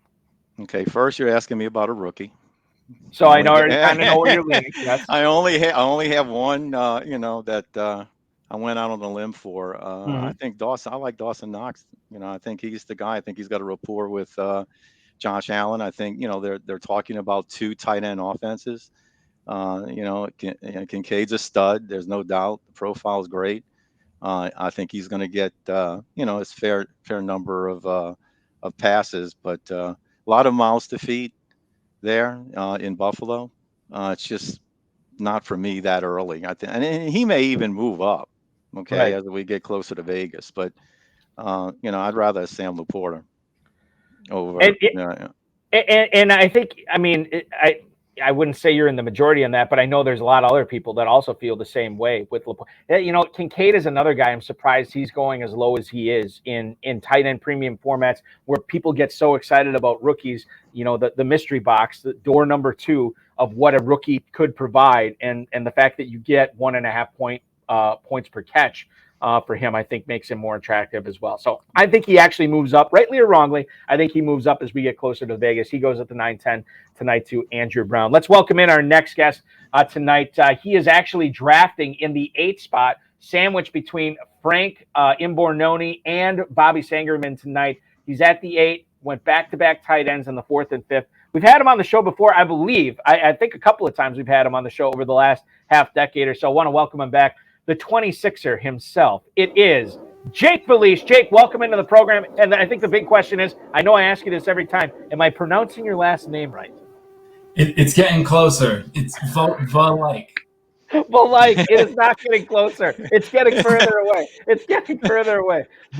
Jake Belike. Well, I like your squad here tonight, Jake. When you knew you had the 8th pick, what were you thinking in the first round? How high up was Diggs as a priority? Was that the target? Yeah, Diggs was really my guy. If he didn't fall, I was gonna reach up for AJ Brown, but I just like Diggs' situation this year. I know he was kind of a little bit of a wild card on the offseason, but he seems like he's dialed back in and he's kind of got a pretty solid situation ahead. So I was really happy to get him there. What about Saquon Barkley? Jay and I were talking about this, and when you took him, the thing is, we know Barkley's probably not happy with his contract situation there, but it is what it is. He knows what he has to do. Are you nervous about him fighting through any soft tissue injury that he normally would have fought through harder if he had the long-term contract? Are you nervous about that from a fantasy standpoint as you took him in the 2nd round tonight? I'm not, only because he's such a class act. Mm-hmm. In a normal situation, I would be, but with Saquon, I think he's just such a classy guy. I think if he has a little injury, he's gonna he really wants to do good for the team. He just seems like one of those guys, and I was pretty happy he fell there because once I got Barkley, I knew I was gonna try to go for the Waller Daniel Jones stack. So that kind of all fell into place. So in the 4th and 5th round tonight, Jake, you end up getting a couple of players that I have heard the argument for that are both $1 million winners this year in the Fantasy Pros Championship. One in Darren Waller in the 4th round at the 405, one in Kyle Pitts at the 508. A lot of times these guys end up on different teams. You nabbed both of them tonight. Can you tell us the thought process of after you drafted Waller, why it was still important for you to get Pitts here in the 5th round? Well, Pitts, I like Pitts, and I was really after Herbert, and he got picked, one spot before me. So Pitts was a nice consolation prize. So, it is nice to stack those tight ends in the FFPC early. Then you really don't have to worry about it the rest of the draft. And, I'm a little worried about Pitts this year because, I did have a lot of them last year, and he didn't exactly pan out. But I do want to get some exposure to him, and I thought it was kind of a unique situation with, it was a nice situation with Waller to stack there. When you look at your running backs, I don't want to say you ignored the position, but you only drafted one, obviously, in the first 7 rounds. That was Saquon Barkley. You take Brian Robinson in the 8th round. Can you tell us a little bit about how you normally handle running backs in the Fantasy Pros Championship drafts? Is this more on brand for you, where you grab the quote-unquote hero running back early and fill in the cracks late? Or was this sort of an outlier for you? Not like this. You know what the problem is, Eric? I've been drafting like a lot of best balls. So in best ball, I like the hero RB, and then I like to like just take a bunch of running backs late. But in this format, you have to start somebody week 1. So I was kind of after, I really wanted Addison, and the smart move would have been to take Pacheco or Gibson there. But I'm not unhappy with Robinson because he's been getting good camp reviews, and the word is that I'm a Washington fan, so the word is out of Washington that like he looks really good this year, and he was still having a lot of lingering effects from the gunshot wound last year. I know it's been talked about a million times, but it really did seem to affect him from what the local beat reporters are saying. So I wasn't a big fan of Robinson last year, but I have been taking him a lot this year because I do like where he goes, and he is the starter. So for some reason they don't seem to like Gibson there. Maybe Bieniemy can change Rivera's mind, but it seems like they really love Robinson for whatever reason. And he's not the fastest guy. He's kind of a plotter, but he must do something right. So what was the other thing? Treylon Burks. So he has dropped in ADP ever since the Tennessee Titans signed DeAndre Hopkins. But he really dropped tonight. You almost got a full round of value grabbing Treylon Burks at the 9-8 tonight when he normally is a late 8th round pick. So I'm kind of curious your thoughts. Was this just a value pick here to grab Burks, or do you actually think FFPC drafters are letting him fall too far after the Hopkins signing? I do think they'll let him fall too far, but it was kind of a hold my nose pick. I'm not like really a Burks guy. I was hoping for I was really hoping for Elijah Moore, but it was kind of unrealistic that he would keep dropping. But yeah, I mean that wasn't my favorite pick. But I gotta say, when is it Jay took Cook in the 7th, that broke my heart because that was that was my guy. I was really after Cook, but I knew with the camp reports that it would be a struggle for him to come back. So I almost took him in the 6th over Godwin. And Jake, that brings up something that Jay and I were talking about. Why do you think Cook has not ascended yet? Is it just too early? We're gonna see a rise in ADP for him within the next few days. I thought we would see it by now, and it still hasn't taken. Yeah, I don't know. I mean, he kind of like checks a lot of boxes, in PPR.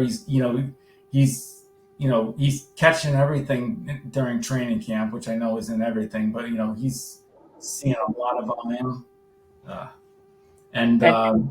I'm sorry. Yeah, that's all right. I wanted to tease your pick here. So you are up right now at the 1508. You end up getting a free agent running back here in Kareem Hunt as the 62nd running back off the board. Can you tell us a little bit about what you liked about Hunt here in the 15th round? Yeah, I'm just trying to take a bunch of stabs at guys, to be honest, and hoping something hits. I mean, maybe somebody gets injured in training camp and Hunt, walks into a starting role. I mean, that may be a little unrealistic at his stage in his career, but in the 15th round, it was either him or Bucker, and Bucker got taken one spot before. So, right. But I'm looking at the board, Jake, and we're talking with Jake Valike, who's drafting from the 8th spot tonight. Johnny Seasons, the 26er, drafting in the 8th slot in this Fantasy Pros Championship for $1 million. I want to make sure. Okay, so you ended up drafting the third Ravens receiver off the board tonight. Zay Flowers at the 904, Odell Beckham at the 1105. You get Rashad Bateman at the 1108. This is how FFPC players have been handling the situation. They're letting Bateman drop to being the third Ravens receiver off the board. Do you like Bateman this year? Was this a value pick? What can you tell us as we look into the Volite crystal ball here for the Baltimore Ravens? What do you think about Rashad Bateman this season? Yeah, I don't know about the crystal ball, but yeah, I do like Bateman. I've been drafting him all year, so it may be a little bit of fool's gold, like or what do they call it, a sunken cost fallacy. He's falling, and I just keep grabbing him. But I do like him out of the three. I think they really do want him to be the number one. I know Flowers has been showing, but these rookies, I mean, I don't know. I mean, I guess, Flowers could hit. He really could. But right. Bateman's, I think they've been kind of grooming Bateman for a long time. So I've kind of been on him all year. So at some point, I probably have to pivot and get some Flowers too, just to hedge. But Jake, you are on deck right now in this draft. 6 running backs to your name on this squad. You also have 6 receivers, couple of tight ends. You got Daniel Jones to go with Darren Waller here, as well as Saquon Barkley, quite frankly, with all the passes that Barkley is going to catch this year. Hunter Henry is the pick before you here at the 1604. What are we thinking at the 1605, Mr. Belike? There's not much here, huh? Is this another running back stab? Are we going to see another running back stab here? I'm actually thinking about CEH, which, is so gross, but Aiden LaCorey, another FFPC live draft host, is notorious for hating Clyde Edwards-Helaire. So he would approve of this pick in the fact that you're making it, but you're also hating it at the same time. I guess this guy has got as good a shot as any. If I heard, I'm not sure how true it is, but recently I heard somebody talking about, the Kansas City backfield, how the person you think is going to start never starts. So, right. maybe Clyde Edwards-Helaire goes back, went back and, started refocusing. I don't know what the issue is there, but the thing is, Jake, it's a 16th round pick, right? So if it doesn't work, it doesn't work, right? Exactly. And McKinnon's, a year older, and he's injury prone, if that's a thing. But so I guess he's as good as shot as anybody. I mean, he's on a great team. If he hits, he's going to hit right. big. So. Jake, final question for you tonight before we let you go. We are 80% through the draft. The majority of the difference makers have been selected in tonight's draft. If you were a teacher, if you were Jake Valike's teacher, what would Professor Valike give as a grade on the team from the 8 spot tonight on Johnny Season's term paper? What grade would you give yourself? It's like a C-. It's not great. But, Where did it go wrong? Was it the James Cook pick that when Jay took him? Is that when it all went wrong? Where did it go wrong? You obviously like the start. You like the start. If I had to grade Jay's team, I tell you, he's like a B+. He put together a nice squad. But thank you. I would say, I'm just very worried about my 3-4 picks, Keenan Allen and Waller staying healthy. Mm-hmm. And I did reach on Addison, so I don't, I really need one of these other receivers to step up. But it's not the best. And, it's really a bet on the Giants offense, which, I'm putting a lot of faith in Daniel Jones, which is never a good thing. So. Only 18 quarterbacks have been drafted. There's a way that you can still add a couple of quarterbacks that are still out there that might make all the difference in the world. I'm always intrigued by outliers, Jake. I like the outlier of the Waller-Pitts combo here. Thanks. I was thinking, instead of who was it? 11. Instead of Bateman, I was thinking about going Richardson and then trying to go Richardson Jones, so I had that upside at quarterback. Oh, yeah. But I didn't want to. I don't know. Would you? Let me ask you this, Jake. If if Richardson wouldn't have gone to Sangerman at the 1204, would you have taken him over Daniel Jones and your stack at 1205? No, that was the thing. I wouldn't. I would have taken Jones first because I felt like I needed. My team was kind of built as a Giants team, so I would have taken Jones over Richardson. I know, because I didn't think with the auto drafter Jones would come back because they were pretty high up on the queue. So yeah, once I saw if Bateman didn't fall, I would have went either Richardson Jones or Jones Richardson. Got it. 11, but it is what it is. I mean, maybe I'll grab another one late. I mean, Purdy's still out there. Yep. There's some decent options. So. And we were talking about him on last night's stream. Turp and I, Jake, we can't believe that he's going that low, and he's still out there. You went and I think he went in the 18th round last night. Might have the opportunity to draft him in the 17th or 18th tonight. I'm going to let you go so you can prepare for this 17th round pick. We'll see what happens there. Thank you so much for joining us, and good luck winning that $1 million this year, man. Thanks for having me, guys. Absolutely. Jake Valike, the 26er, one of the original 26ers from the 250 number 26 FFPC Dynasty League, drafting from the 8th spot tonight. Johnny Seasons here is the moniker that he is rolling with for his team name. He's actually on the clock. Speaking of on the clock, Jay Reid was just on the clock here. I know you took KJ Osborne and Jared Goff in the 14-15 turn here. Goff, the backup, hurts. Obviously, Osborne, the former teammate of your 12th round pick in Adam Thielen. But let's talk about these receivers here in the 16th and 17th round. You get a high stakes late round darling and Donovan Peoples-Jones. My God, I can't believe nobody in YouTube commented on this pick, because every time we have a live stream, Jay, every time we see DPJ go, everybody in the live, there's always like, Donovan Peoples-Jones, oh, DPJ, this is great. What a great pick. We didn't see it tonight, but I know a lot of people out there like that pick. Let's talk about him before we get to your 17th round pick. I like the Browns offense bouncing back, and you got a chunk of it here in DPJ. Yeah, he had a decent year with Watson. Watson targets him a lot. We're looking at 16th round. I think it's good value. There's a buzz in training camp, with him. So it's a good receiver. And the earlier rounds, I was hoping that Chase Brown or Zay Jones would fall to me.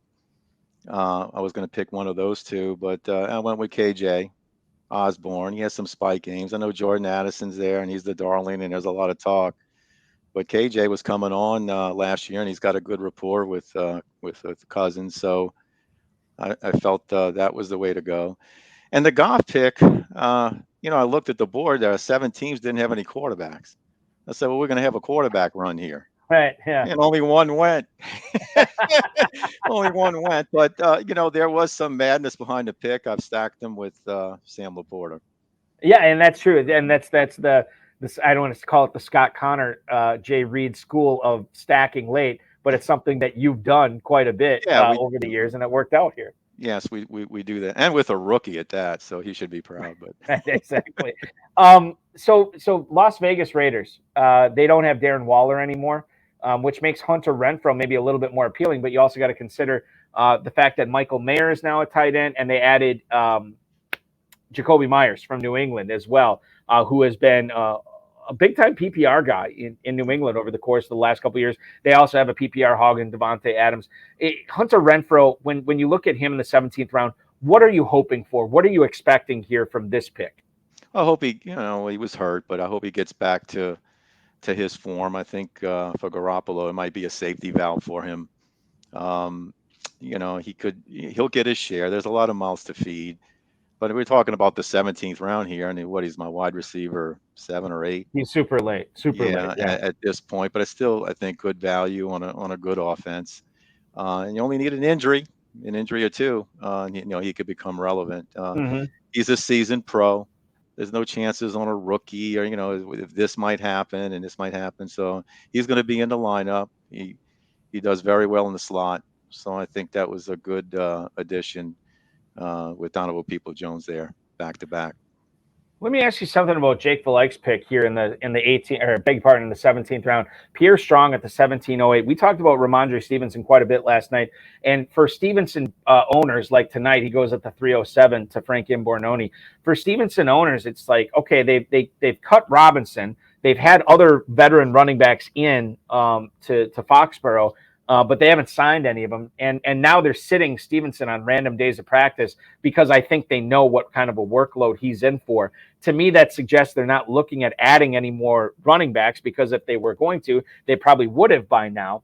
And you have Pierre Strong here sitting in the 17th round to Jake Valike. And I like that pick because I feel like if Stevenson were to go down, I don't know if Strong is the bell cow there, but he's certainly going to be in contention for the lead back role. And you're getting the injury away type guy here at the 1708. A great fit for the way Valike's team is building.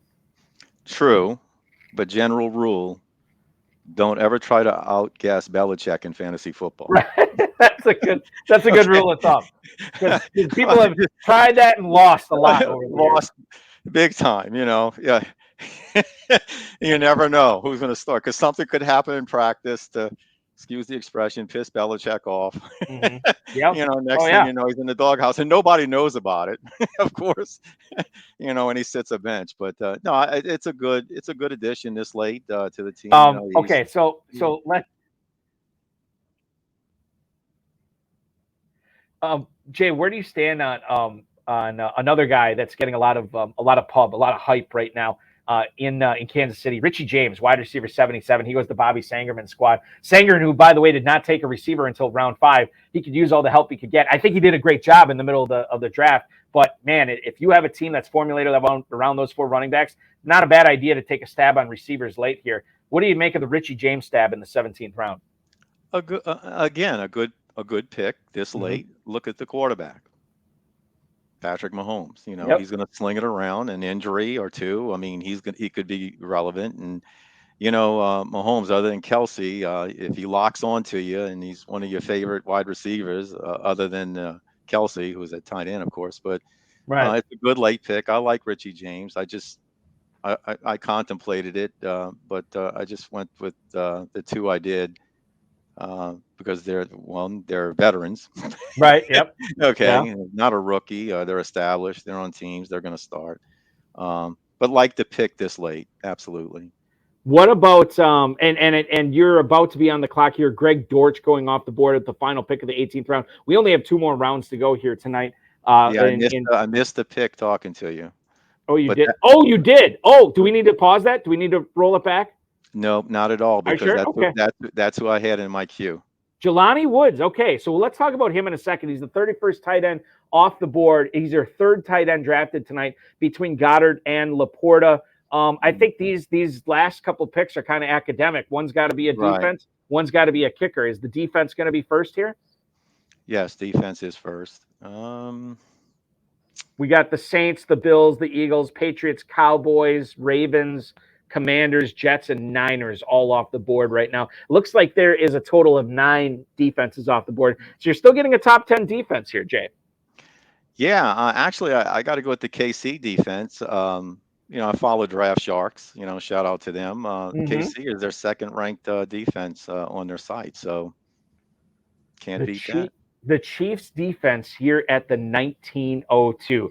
Not that I want to have another late round discussion on Brock Purdy, but I feel like Turp and I talked about him quite a bit last night. Now, let's get your thoughts on it. This is a guy that is now throwing, I think they said this reported 110 passes in practice every day. He's reporting some mild soreness at the end of practice after throwing all those passes. However, he also said it feels the same as before the elbow surgery. It feels the same as far as the soreness goes with his normal elbow. So I guess this is a good thing. And yet, with all those weapons there, Deebo Samuel, Brandon Ayuk, George Kittle, Christian McCaffrey, all those guys there, Brock Purdy is still going late. Tonight, he goes as the 21st quarterback off the board. I'm of the opinion, I won't bring up my G.I. Joe retaliation reference because every time I bring that up, everybody always hates it, so I'm not going to bring it up. But this is a guy that just keeps crawling up little by little in ADP, Jay. How high can Brock Purdy go in drafts, assuming everything goes according to plan in training camp in the preseason for the Niners signal caller? Well, one, I'm shocked. I had him queued up to take him. That'd have been a nice, match with Jalen Hurts. But I didn't think he'd come back to me. They had 7 teams that needed quarterbacks, and that's why I jumped on Goff.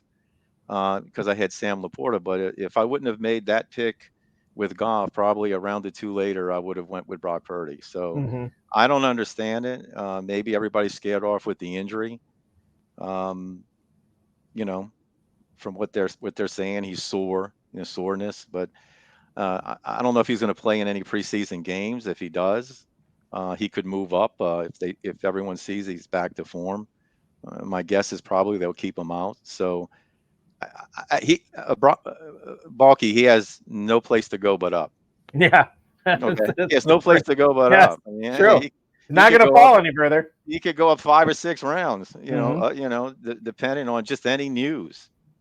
So I'm really shocked he felt it. If I'd have known that, I would have waited and took him. Yes, yeah, that's a good point. Jay, I look at the Chase Edmonds pick at the 1901 tonight to Scott McEachin, and I'm kind of curious here as to your philosophy on drafting backup running backs in a contest like this. Myself, I was always like, man, if I draft a running back early, I got to get his backup. I just simply have to. I cannot leave the draft without it. And I feel like that's really hamstrung me over the years to now the point, and I don't play in the FantasyPros or the FFPC because I can't. But in Kentucky, when I play there, now I'm totally of the opinion like, man, I'm not even looking at my handcuffs. I want to look at other people's backup running backs. I want to look at other people's injury away type guys, because that is going to, I can increase the variance of my squad that way and really build a juggernaut if those injuries happen towards the end of the season, and I can roll out 3 top 10 running backs in the championship round. Man, that's how dreams come true. That's how winners are made. That's my philosophy on it. It's evolved over the years. How do you handle that? That's a general rule in high stakes to do exactly what you said, and I agree with you. It only took me like 15 years to figure it out. However, if you have a weak running back squad, okay, let's say you went 0 RB, and you're very weak, then it might be beneficial to take a backup, or 2 to help your squad out in case that back goes down. Okay. You have someone to plug in to start. But if you have a decent running back squad, exactly what you said, take everybody else's handcuff or running back, and that's been the general rule in high stakes. So it helps your squad, and it hurts another competitor. You just hope it doesn't happen to you. Right. And quite frankly, if it does, maybe you're not making, the thing is, like, if it happens to you, let's use the McCaffrey example. If it happens to you and you don't have Elijah Mitchell, and you had McCaffrey and he goes down, well, is McCaffrey, I beg your pardon, is Mitchell really going to get done what you needed McCaffrey to get done? Probably not. It's not so much about the subtraction off the roster. It's about the addition. So we can get greedy again, like you just said, not in every single situation, but I think in a lot of situations, get greedy with those backup running backs, because I think more often than not, the positives outweigh the negatives of not having your own backup running backs. I agree. In a national tournament like this, obviously, close 12-team league, it's different. I totally agree with you. We are coming up here on the final round. Some interesting picks, some guys going off the board. We just don't have the time to talk about tonight. But Cade Otton going off the board to Sean Stevenson's squad in the 19th round. A fellow 19th round pick, Terrace Marshall, going to Andy Peacock's team. You're looking at Justin Ross going to Frank Imbornoni. Deneric Prince off the board to Bobby Sangerman here at the 1909. Last night's darling, Israel Abanikanda in that Hall of Fame game. He also goes to Sangerman here. Another backup running back in Keontae Ingram. Rookie and Michael Wilson to Imbornoni. Jake Belike taking Keontae Ingram. Evan Hall, who's an interesting guy in Indianapolis right now, even with the addition of Kenyon Drake. Zach Evans off the board to Eric Hebden here as his final pick. The 74th running back chosen tonight. Team Fly. Sean Stevenson is on the clock, about 45 seconds, Jay, and you will have your final pick of the draft. I don't know if any kicker is standing out to you. There's 11 kickers that have been chosen, and I'm gonna dedicate this next comment to Kevin Williamson. 11 kickers chosen. You pick a kicker here, you're still getting a top 12 kicker. That's analysis, that's stats, that's facts. That's the kind of hard-hitting stuff you get on the High Stakes Fantasy Football Hour live draft coverage of the Fantasy Pros Championship. Yeah, man, I don't know. Like, this is the time as a Packers fan, I'd always just go with old reliable Mason Crosby, but we are lucky enough to have Anders Carlson booting kicks left and right in camp right now, and Mason Crosby's not there. I don't know if you have a thought here. Looks like you're going to go with a guy from last night and Greg the Leg. Yeah, he was booming them from 50 yards. Look, Balky, my kicker is going to change about 10 or 11 Me times too. Yep, exactly. Yep. during the year. So you want someone that's, pretty dependable. And Greg the Leg, he looked in season form, Mm-hmm. on Thursday night. So why not take a shot at him? Melvin Gordon, the final pick of the Fantasy Pros Championship Draft tonight, as all 12 of these teams are gunning for a $1 million grand prize. Jay, let's wrap it up here and take a final look at how your team turned out. For the viewers, Jay was picking from the 2 spot tonight. His quarterbacks ended up being Jalen Hurts and Jared Goff. Running backs are Rachaad White, James Cook, Rashad Penny, Jalen Warren, Jerome Ford. Wide receivers, Justin Jefferson, Devontae Smith, DeAndre Hopkins, Kadarius Toney, Adam Thielen, KJ Osborne, Donovan Peoples-Jones, and Hunter Renfrow. The tight ends are Dallas Goedert, Sam Laporta, Jelani Woods. Kicker is going to be Greg Zuerlein. Defense is the Kansas City Chiefs. So this team listen, I was fawning all over your first 10, 11 picks here tonight, even 12 for that matter. But when I look at the team as a whole, I think the question mark, maybe for me, and I don't know for you, is the running backs. Did you do enough there with the 5 running backs you chose?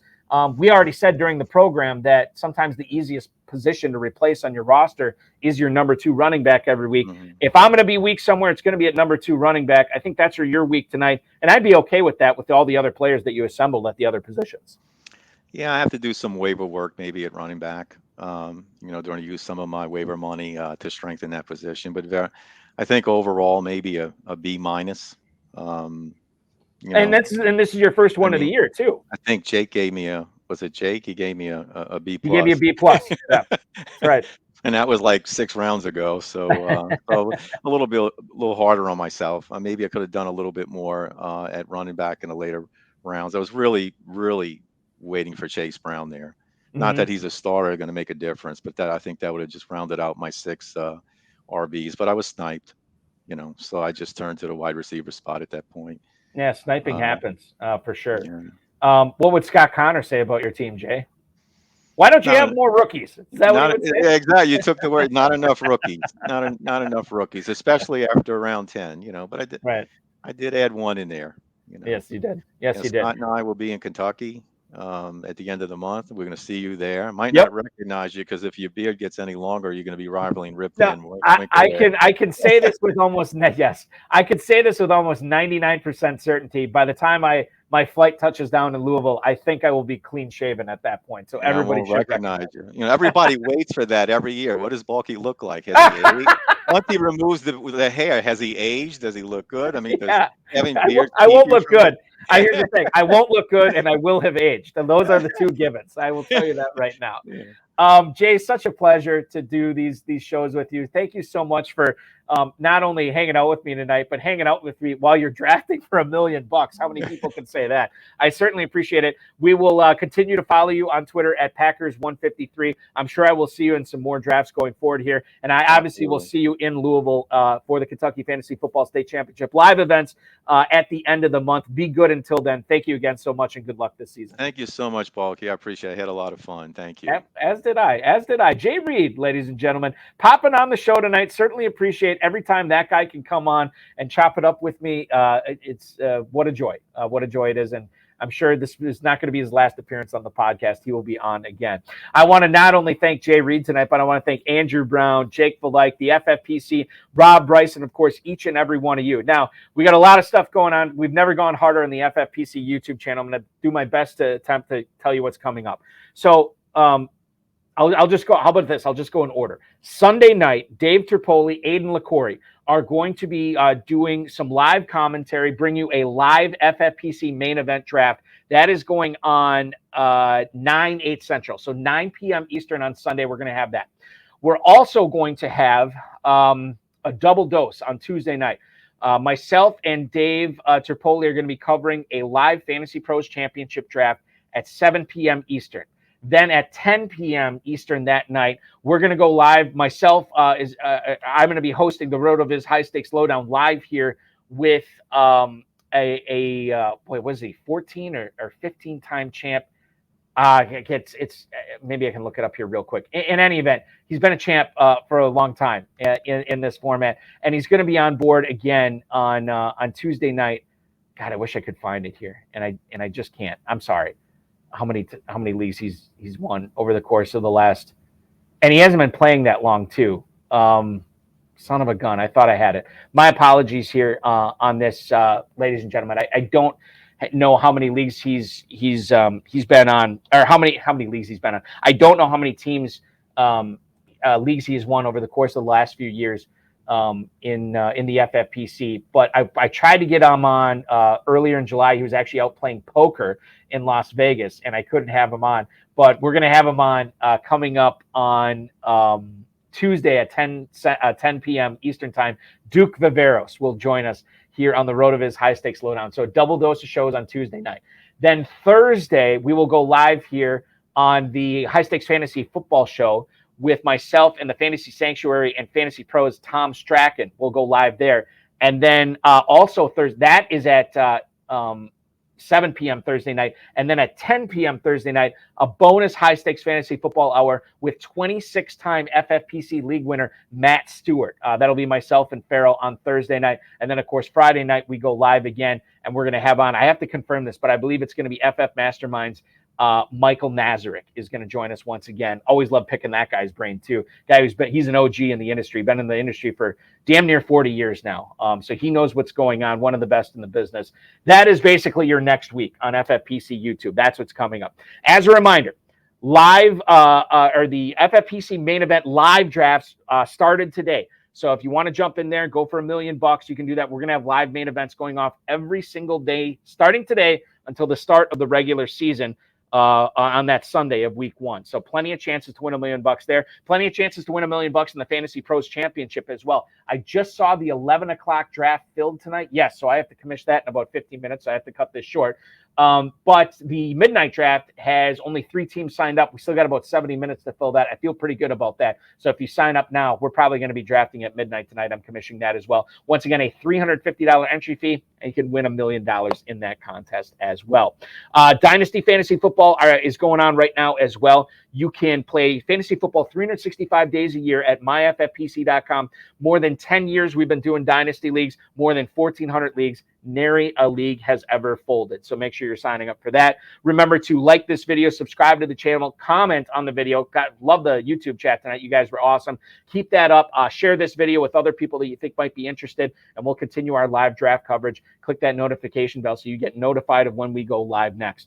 Thank you so much for watching, everybody. Appreciate you all. Your weekend officially starts now.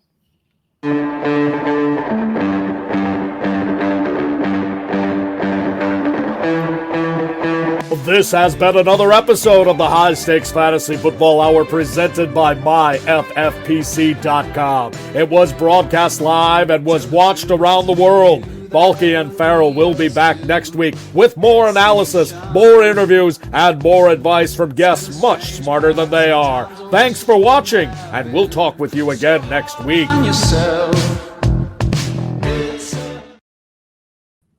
One other thing, I don't think I drive the point home enough on the High Stakes Fantasy Football, or on the Fantasy Pros Championship.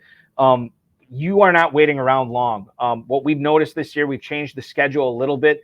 Man, we almost got this time of year. We're into August. We almost got drafts going off every single hour, starting at 11 in the morning Eastern time. So if you want to draft, you got $350 laying around to draft for $1 million. Of course, you get that $50 discount on a 3-pack as well. You won't be waiting long for a draft to fill as the midnight draft fills up right now. For those of you in the 11 o'clock draft who are watching, thank you so much for watching. I will see you in the draft room, and hopefully I'll see the rest of you in the midnight draft coming up tonight. And I'll see the rest of everyone else in all the draft rooms going on this weekend. Thanks for watching, everybody. I'll let you go. Appreciate you. And Aiden LaCorey and Dave Terpoli will take over this YouTube channel Sunday night at 9 p.m. Eastern. Thanks for watching, everybody.